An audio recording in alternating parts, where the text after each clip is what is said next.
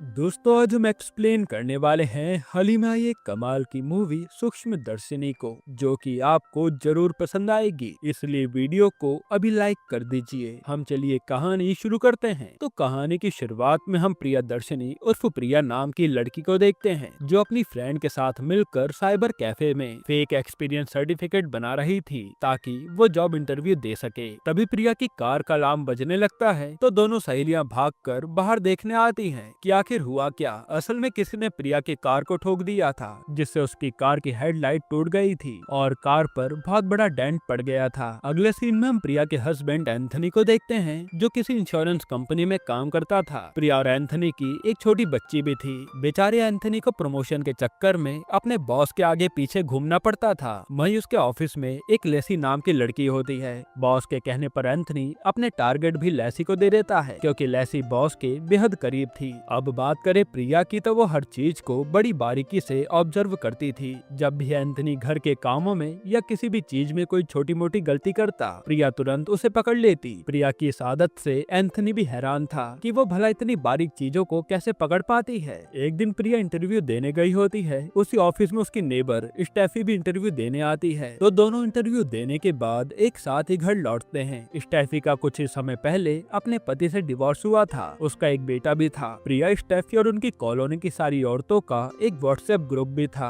जिसमें वो लोग सारे मोहल्ले की गॉसिप्स, चुगलियां किया करते थे। फिर एक दिन मैनुअल नाम का बंदा अपनी माँ ग्रेसी के साथ उस कॉलोनी में रहने आता है। उन्हें देख सरोजिनी नाम की आंटी कॉलोनी के व्हाट्सएप ग्रुप में ये बात शेयर करती हैं। मैनुअल और ग्रेसी जिस घर में रहने आए थे, ये उन्हीं का घर था। शहर में इनकी एक बेकरी होती है। असल में कई सालों पहले ये लोग यहीं रहते थे, पर बेकरी का बिजनेस जोर पकड़ने पर इन्होंने उसी के नजदीक घर ले लिया। मैनुअल की एक बहन भी होती है, डायना, जो फिलहाल न्यूजीलैंड में बिजनेस करती है और वहीं रहती है। यहाँ मैनुअल और ग्रेसी प्रिया के पड़ोसी थे, यानी प्रिया के घर की खिड़की से मैनुअल का घर साफ नजर आता था। वहाँ शिफ्ट होने के 2 दिनों में ही मैनुअल सभी पड़ोसियों से मिलजुल बढ़ा लेता है। इसके बाद वो कृष्णा नाम के आदमी को बताता है कि मेरी माँ की तबीयत कुछ समय से ठीक नहीं है। मैंने सोचा कि यहाँ रहकर वो शायद थोड़ा बेहतर महसूस करेंगी, इसलिए उन्हें लेकर मैं यहाँ आ गया। घर में मेरे अलावा कोई और नहीं है, मैं खुद ही उनकी देखभाल करता हूँ। फिर उस रात प्रिया और उसका हस्बैंड मैनुअल के घर आते हैं अपने नए पड़ोसियों का हालचाल पूछने के लिए। वो लोग मैनुअल को उसकी माँ का ख्याल रखते हुए देखते हैं। प्रिया इस बात से काफी इम्प्रेस भी हो जाती है। खैर, अगले दिन जब कॉलोनी के सभी लोग अपने काम धंधे पर चले जाते हैं, तो मैनुअल एक लकड़ी में लाल कपड़ा बांधकर अपने घर के बाहर एक जगह ढूंढकर उसे गाड़ देता है। फिर वो दूर जाकर देखता है कि वो लकड़ी नजर आ रही है या नहीं। इसी के साथ वो सभी के आने जाने का टाइम भी नोट करता है, कौन कब कॉलोनी में आता है, कब जाता है, वगैरह वगैरह। इसके बाद वो स्टेफी के सोशल मीडिया के थ्रू उसकी सारी इन्फॉर्मेशन निकालता है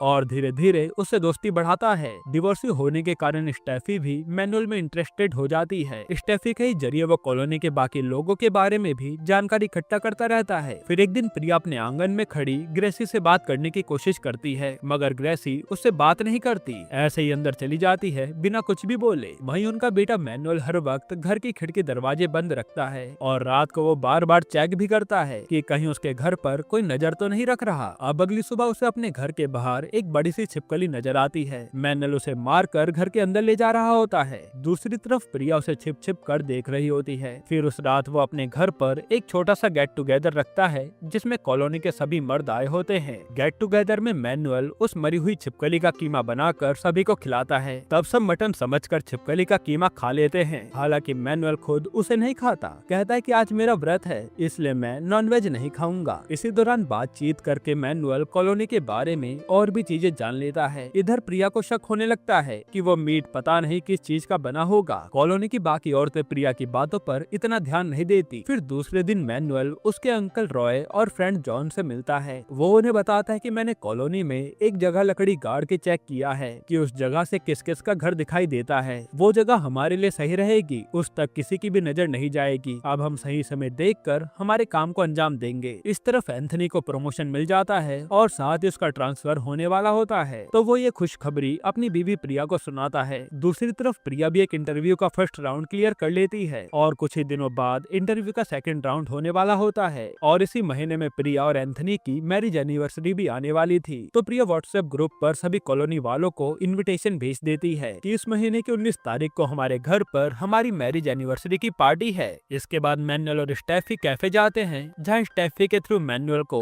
उस पार्टी के बारे में पता चलता है। फिर कैफे से घर लौटने के बाद मैनुअल अंकल रॉय को बताता है कि 19 को कॉलोनी में पार्टी है, सबका ध्यान उस तरफ होगा, तो यही अच्छा मौका है अपने काम को पूरा करने का। अब ये खबर मिलते ही मैनुअल का फ्रेंड जॉन जाकर कुछ केमिकल्स, पानी की बड़ी सी टंकी और कुछ चीजें खरीदता है और देखते देखते पार्टी वाला दिन भी आ जाता है। कॉलोनी के सारे लोग प्रिया के घर आए होते हैं, किसी को उस पर शक न हो, इसलिए मैनुअल भी पार्टी में शामिल होता है। तब प्रिया की नजर मैनुअल के घर पर पड़ती है जिधर आग लगी थी, तो सारे कॉलोनी वाले जाकर मैनुअल के घर की आग बुझाने लगते हैं। हैरानी की बात तो ये थी कि उस समय ग्रेसी घर पर नहीं थी। फिर पुलिस आकर अंदाजा लगाती है कि ग्रेसी इस्त्री कपड़े पर रखकर उसे ऑफ करना भूल गई होगी, जिस वजह से कपड़ा जल गया और ये आग बढ़ गई। फिर पूछताछ करने पर मैनुअल पुलिस को बताता है कि सर, मेरी माँ को चीजें भूलने की बीमारी है और उनकी दवाइयाँ चल रही हैं, इसी वजह से मैं उन्हें हर वक्त घर के अंदर रखता हूँ। अगर वो गलती से भी घर के बाहर निकली तो पक्का वापस घर लौटने का रास्ता भूल जाएंगी। अभी भी मैं उन्हें दवाई देकर सुलाने के बाद पार्टी में आया था, शायद वो इस्त्री चालू करके भूल गई होंगी और घर में आग लगी देखकर वो कहीं चली गई होंगी। तब पुलिस वाले ग्रेसी को यहाँ वहाँ ढूंढने लगते हैं और वहीं मैनुअल, रॉय और जॉन भी उसे ढूंढ रहे होते हैं। फिर कुछ देर बाद पुलिस को ग्रेसी रेलवे स्टेशन पर बैठी मिलती है। पुलिस मैनुअल को बुलाकर ग्रेसी को सौंप देती है। इसके बाद एंथनी मैनुअल से कहता है कि मैं लेसी नाम की एक नर्स को जानता हूँ, उसे आप अपने घर पर रख लो, वो बहुत अच्छे से आपकी माँ की देखभाल करेगी। अगर आप कहो तो मैं उसका नंबर अपने पुराने फोन से ढूंढकर आपको दे दूंगा। फिर सभी के जाने के बाद रॉय और जॉन मैनुअल से कहते हैं कि आज तो हमने फुल प्रूफ प्लानिंग की थी, लेकिन तुम्हारी माँ ने सारा खेल बिगाड़ दिया। खैर, तुम उनका ख्याल रखो, हम किसी और दिन का प्लान बनाएंगे। ये सब देखकर प्रिया को शक होने लगता है कि यहाँ कुछ तो गड़बड़ है। वो एंथनी से कहते कि मुझे ग्रेसी को देख ऐसा लगता नहीं है कि उसे भूलने की कोई बीमारी हो, सारे काम तो वो सही से करती है। घर में जाने से पहले बाहर चप्पल निकालना, कुकर की सीटी बजने पर गैस को बंद करना वगैरह वगैरह। और एंथनी को जो कुछ भी उसने नोटिस किया था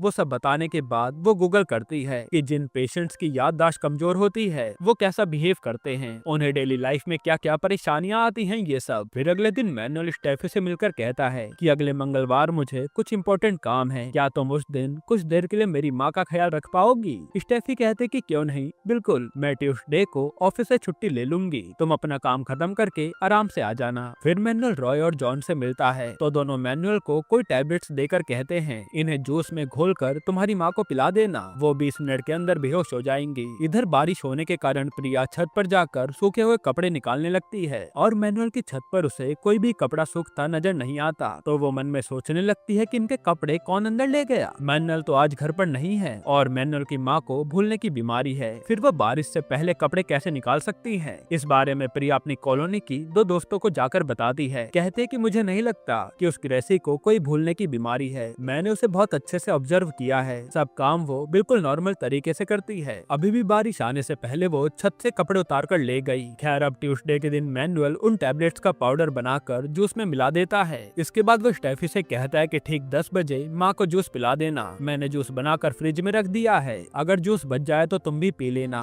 और हाँ, घर में किसी को आने मत देना, कोई माँ से ज्यादा देर बात करे तो उन्हें स्ट्रेस फील होगा। ये सब कहकर मैनुअल घर से चला जाता है और जैसे ही 10 बजते हैं स्टेफी वो जूस ग्रेसी को देने लगती है, लेकिन ग्रेसी ना तो जूस पीती है और ना ही स्टेफी से कोई बात करती है। ये बात स्टेफी मैनुअल को कॉल करके बताती है तो मैनुअल कहता है कि पहले तुम उनके सामने एक गिलास जूस पी लो, तुम्हें देखकर वो जूस पी जाएंगी। फिर स्टेफी को देखकर ग्रेसी भी वो जूस पीती है। वहीं प्रिया मैनुअल के घर ना होने का फायदा उठाकर उसके घर पहुंच जाती है और इस्त्री देने के बहाने से वो ग्रेसी से बातें करने लगती है, मगर ग्रेसी उसकी एक भी बात का जवाब नहीं देती। अब ग्रेसी को प्रिया की बातों से ज्यादा स्ट्रेस फील ना हो, इसलिए स्टेफी प्रिया को भी जूस ऑफर करती है। हालांकि प्रिया तो स्टेफी की बातों का अनदेखा करके ग्रेसी से बात करने की कोशिश में लगी रहती है और ग्रेसी हमें कुछ डरी डरी सी नजर आती है। किसी कारण से रॉय उस वक्त मैनुअल के घर के बाहर ही था, उसने प्रिया को घर के अंदर जाता हुआ देख लिया था और यही बात वो मैनुअल को कॉल करके बता देता है। ये सुनकर मैनुअल तुरंत एंथनी को कॉल करके उस नर्स का नंबर मांगता है जिसके बारे में उसने बताया था। एंथनी प्रिया को कॉल करता है ताकि वो घर जाकर पुराने फोन से नर्स का नंबर निकाल सके, तो प्रिया फोन लेने अपने घर चली जाती है। वहीं ग्रेसी और स्टेफी जूस पीने की वजह से बेहोश हो चुकी होती हैं और प्रिया के जाते ही रॉय मैनुअल के घर से ग्रेसी को अपनी कार में कहीं ले जाता है। फिर कुछ देर बाद पुलिस को रेलवे ट्रैक पर किसी की डेड बॉडी मिलने की खबर मिलती है। उसी समय मैनुअल पुलिस स्टेशन जाकर ग्रेसी की मिसिंग रिपोर्ट लिखवाता है, कहता है कि मेरी माँ वापस घर से गायब हो गई हैं। अब रेलवे ट्रैक पर जाकर चेक करने पर पर पता लगता है कि वो लाश ग्रेसी की नहीं है। उसकी गुमशुदगी के बारे में न्यूजीलैंड में रह रही उसकी बेटी डायना को भी पता चल जाता है, जिसके बाद वो तुरंत फ्लाइट लेकर इंडिया आती है। घर आने पर पुलिस वाले उसे घर पर ही मिल जाते हैं। उसके पूछने पर पुलिस वाले कहते हैं कि पता नहीं दिन दहाड़े आपकी माँ कैसे गायब हो गई। एरिया के सीसीटीवी में भी कुछ रिकॉर्ड नहीं हुआ, ना किसी ने उन्हें घर से बाहर जाते देखा। इधर प्रिया नर्स लेसी को कॉल करके पूछती है कि क्या हाल ही में किसी मैनुअल नाम के बंदे ने तुम्हें कॉल किया था। लेसी कहती है कि नहीं तो। प्रिया सोचने लगते है कि जब मैनुअल को नर्स की जरूरत ही नहीं थी तो उसने एंथनी से उसका नंबर क्यों मांगा। उसने ये मुझे उसके घर से बाहर निकालने के लिए तो नहीं किया, और उसकी माँ के लापता होने में भी शायद उसी का हाथ होगा। यही सब प्रिया सोच रही होती है। दूसरी तरफ मैनुअल का अंकल रॉय ब्रोकर से उनकी कोई पुरानी जमीन को बेचने की बात करता है, और फैमिली प्रॉपर्टी होने के कारण डॉक्यूमेंट्स पर डायना के भी सिग्नेचर होने जरूरी थे। इसके बाद प्रिया डायना से दोस्ती कर लेती है, उसका नंबर भी ले लेती है ताकि आगे कभी कोई जरूरत पड़ने पर उसे कॉल कर पाए। फिर डायना अपने भाई मैनुअल से कहती है कि मुझे कुछ बहुत जरूरी काम है, इसलिए मुझे वापस न्यूजीलैंड जाना होगा। तो मैनुअल डायना को एयरपोर्ट ड्रॉप करने चला जाता है। उन्हें जाता देख प्रिया सोचती है कि ये डायना इतनी जल्दी वापस क्यों जा रही है। इसके बाद रॉय और जॉन उन्होंने जो सामान खरीदा था वो लाकर मैनुअल के घर में रख देते हैं। फिर उस रात प्रिया जब पानी पीने उसके किचन में आती है तो उसकी नजर मैनुअल के घर पर जाती है। खिड़की से उसे घर के अंदर ग्रेसी नजर आती है, लेकिन दोबारा देखने पर वो गायब हो चुकी थी। प्रिया जाकर यही बात एंथनी को बताती है। एंथनी कहता है कि वो तो अभी भी मिसिंग है, वो घर में कैसे हो सकती है। हो सकता है कि ये सब तुम्हारा भ्रम हो, तुम इस बारे में कुछ ज्यादा ही सोच रही हो। प्रिया को तब भी लगता है कि उसकी आंखें धोखा नहीं खा सकती। फिर वो मैनुअल की गैर मौजूदगी में उसके घर में चली जाती है। तब उसे जॉन बाथरूम में कुछ काम करता हुआ नजर आता है, और जॉन ये बात मैनुअल को कॉल करके बताता है कि तुम्हारी पड़ोसी ने मुझे देख लिया है। तो मैनुअल तुरंत घर आकर प्रिया को हल्की सी डांट लगाता है कि जब घर पर कोई ना हो तो तुम ऐसे कैसे हमारे घर पे आ सकती हो, आपको समझना चाहिए ना, आगे से ऐसा मत करिएगा प्लीज। फिर घर की खिड़की की तरफ जाने पर मैनुअल देखता है कि बाथरूम की पाइप से खून के जैसा कोई लिक्विड निकल रहा है, और दीवार पर भी उसके धब्बे लगे हैं। वहीं अंदर जॉन उस बड़ी टंकी से बाथरूम में कोई लाल लिक्विड बहाने लगता है, और वो हर रोज उस लाल लिक्विड को थोड़ा थोड़ा करके बहाता है। फिर जब एंथनी को पता लगता है कि प्रिया मैनुअल के घर में गई थी तो वो भी उसे डांटता है। हालांकि प्रिया तो अब भी ग्रेसी के बारे में ही सोच रही थी। फिर वो डायना को मैसेज करके बताती है कि कल रात मैंने तुम्हारे माँ को घर के अंदर देखा था। डायना रिप्लाई करती है कि ये तुम्हारे मन का वहम होगा, क्योंकि मेरी माँ तो अब भी मिसिंग है, और तुम इस बारे में ज्यादा मत सोचो। पुलिस वाले ढूंढ रहे हैं, उन्हें अपना काम करने दो। वहीं मेरा काम भी खत्म होते ही मैं इंडिया वापस आ जाऊंगी। इसके बाद मैनुअल जॉन को जाकर कहता है कि शायद उसे शक हो गया है, वो कल इंडिया आने वाली है, उसके आने से पहले हमें ये सब कुछ साफ करना होगा। फिर मैनुअल और जॉन उस टंकी के सारे लिक्विड को बाथरूम में बहाकर घर की सफाई करने लगते हैं, और एंड में एयर फ्रेशनर वगैरह स्प्रे करके घर को एकदम खुशबूदार बना देते हैं। फिर अगले दिन जब मैनुअल काम से बाहर जाता है तो प्रिया और उसकी दो दोस्त मैनुअल के घर के बाहर चक्कर काटने लगती हैं, और घर के अंदर जॉन पहले से मौजूद होता है। इसके बाद उनमें से एक लड़की जॉन को अपनी बातों में उलझाती है, जबकि दूसरी घर के बैकयार्ड में जाकर चेक करने लगती है तो उसे बाथरूम की पाइप पर फ्रेश पेंट नजर आता है, मानो किसी ने अभी अभी वहाँ पेंट किया हो। फिर कुछ देर बाद मैनुअल ग्रेसी को लेकर घर लौटता है, और उसके मिलने पर सभी कॉलोनी वाले बहुत खुश होते हैं। तब प्रिया की दोनों दोस्तों से कहती हैं कि तुम्हारे कहने पर हमने बेचारे मैनुअल पर खामखा शक किया था, वो तो अपनी माँ को ले आया। पर प्रिया का मन अभी भी मान नहीं रहा था। वो ग्रेसी को अकेला देखकर उससे बात करने की कोशिश करती है। वो पूछती है कि आप इतने दिनों से कहाँ गायब थे, क्या आपको किसी चीज का डर है। तो ग्रेसी प्रिया को कुछ बताने का ट्राई कर रही थी, तभी मैनुअल आकर उससे झूठ बोलता है कि एंथनी आपको ढूंढ रहा है। तो प्रिया को मजबूरन मैनुअल के घर से जाना पड़ता है। फिर घर से बाहर आने के बाद वो डायना को मैसेज करके कहती है कि मैं तुमसे बात करना चाहती हूँ। तभी यहाँ हमें एक चौंकाने वाली बात पता चलती है कि दरअसल डायना का फोन तो मैनुअल के पास ही था, यानी इतने दिनों से प्रिया डायना से नहीं बल्कि मैनुअल से ही चैट कर रही थी। अब दूसरे दिन ग्रेसी और मैनुअल सारे मोहल्ले वालों को टाटा बाय बाय बोलकर अपना सामान लेकर अपने शहर वाले घर में लौट जाते हैं। उनके जाने के बाद प्रिया डायना से बात करने के लिए उसे कॉल करती है,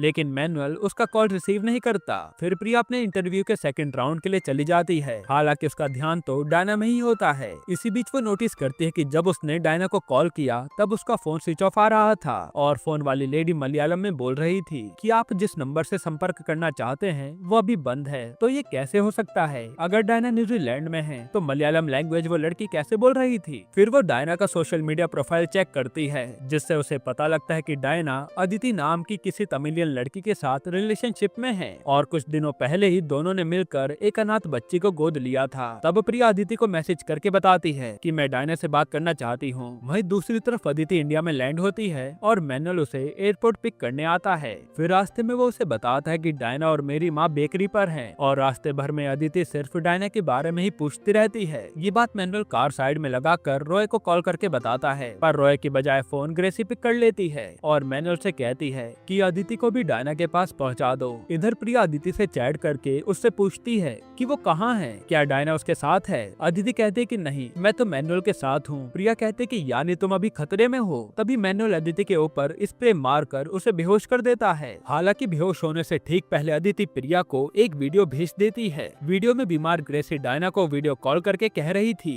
कि बेटा मेरी तबीयत बहुत खराब हो रही है, तुम जल्दी से इंडिया वापस आ जाओ। प्रिया समझ जाते कि ग्रेसी ने बीमार होने का नाटक करके डायना को इंडिया बुलाया। अब प्रिया को अदिति की जान की फिक्र होने लगती है, तो वो अपना इंटरव्यू आधे में ही छोड़कर उसे ढूंढने मैनुअल की बेकरी पर पहुंच जाती है और बेकरी में उस समय कोई भी नहीं होता। यहाँ प्रिया सोच रही होती है कि आखिर मैनुअल अदिति को लेकर कहाँ गया होगा। तभी उसकी नजर बेकरी में लगे एक पोस्टर पर पड़ती है। मैनुअल एक और बेकरी खोलने वाला था। जाहिर सी बात है कि नई बेकरी है तो वहाँ कोई नहीं आता होगा। ये सोचकर प्रिया उस बेकरी के पते पर जाने लगती है। हाँ, एक और बात, कुछ दिनों पहले मैनुअल के बाथरूम की पाइप से जो लिक्विड निकल रहा था वो प्रिया ने भी देखा था और ना सिर्फ देखा बल्कि उसका सैंपल कलेक्ट करके अपनी एक फ्रेंड को भेज दिया था जो कि लैब में काम करती थी। वही फ्रेंड प्रेजेंट में प्रिया को कॉल करके बताती है कि जो सैंपल तुमने भेजा था उसमें एसिड, ह्यूमन ब्लड और बोन्स मिले हुए हैं। तभी मैनुअल प्रिया को वहाँ देखकर उस पर हमला करने की कोशिश करता है, पर प्रिया गाड़ी से उसे ठोक देती है और घायल कर देती है। फिर हम देखते हैं कि मैनुअल, रॉय और जॉन ने मिलकर अदिति को एक बड़े से बक्से में बंद करके रखा था। प्रिया फटाफट अंदर जाकर अदिति को बचा लेती है। इसके बाद ग्रेसी मैनुअल को कॉल करके पूछती है कि काम हुआ या नहीं, मगर मैनुअल का फोन प्रिया उठाती है और ग्रेसी से कहती है कि मैं जानती हूँ कि उन सब के पीछे तुम ही मास्टरमाइंड हो, काम तो तुम्हारा अब खत्म होगा। फिर अगले दिन पुलिस आकर ग्रेसी, मैनुअल, रॉय और जॉन चारों को अरेस्ट कर लेती है और यहाँ से फिल्म फ्लैशबैक में जाती है। जिस दिन ग्रेसी को पता लगा था कि उसकी बेटी डायना एक लड़की के साथ रिलेशनशिप में है, उस दिन वो बहुत गुस्सा हुई थी कि ये लड़की हमारी नाक कटा रही है। वो सोचने लगी थी कि अगर ये बात हमारे रिश्तेदारों को पता चली तो हमारी बहुत बेइज्जती होगी और तभी से वो ठान लेती है कि डायना को वो किसी भी तरह इंडिया बुलाकर उसे मरवा देंगी। अब इनका जो बेकरी वाला घर था वो शहर में था, इस कारण आसपास काफी सीसीटीवी लगे हुए थे, तो ये लोग डायना को वहाँ मारते तो जरूर पकड़े जाते। यही सोचकर मैनुअल और ग्रेसी उनके पुराने घर में शिफ्ट होते हैं। इसके बाद जानबूझकर पड़ोसियों को यकीन दिलाते हैं कि ग्रेसी को भूलने की बीमारी है और उसका बार बार घर से गायब होना भी एक नाटक था। फिर जब डायना ग्रेसी के बीमार होने की वीडियो देखकर इंडिया आती है तब ये लोग अपनी चाल चलना शुरू करते हैं। डायना जब वापस न्यूजीलैंड लौट रही होती है तब मैनुअल उसे एयरपोर्ट छोड़ने के बहाने अपनी नई बेकरी ले जाकर मार डालता है। फिर उसकी लाश को अपने बाथरूम में रखकर टैंक में लाकर डाल देता है और उसी बड़े से टैंक में जॉन ने